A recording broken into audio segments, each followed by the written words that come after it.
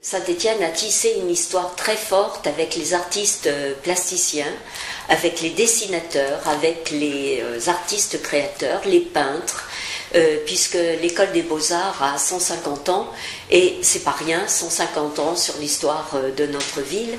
Ça a donc marqué l'imaginaire des Stéphanois et nourri ce lien qu'il peut y avoir avec l'économie et l'industrie. Bon, 150 ans se sont passés. Nous avons maintenant une école nationale d'art et design qui est reconnue à un plus haut niveau, qui fait partie intégrante du nouveau projet de la Cité du Design, puisqu'ils sont installés, on vient d'installer la première EPCC qui permet de délivrer des diplômes reconnus au niveau européen aux élèves sortant de cette école. La ville est très fortement à soutenir les créateurs plasticiens.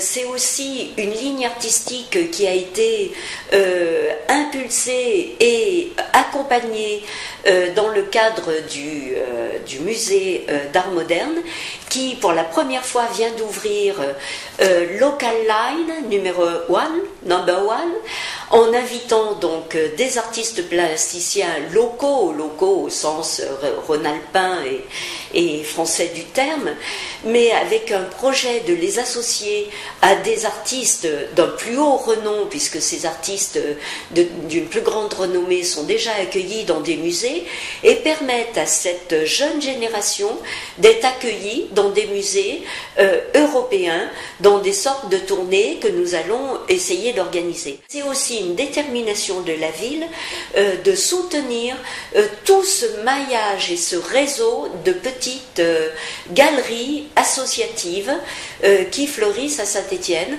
et qui sont des relais incontournables pour permettre à ces jeunes artistes de pouvoir passer déjà le premier seuil et d'être montrés au regard du public. Ça, c'est très important pour moi. Et il faut savoir qu'à Saint-Étienne, il y a deux galeries professionnelles, commerciales, si je puis dire. Donc, dans notre paysage, c'est très important également.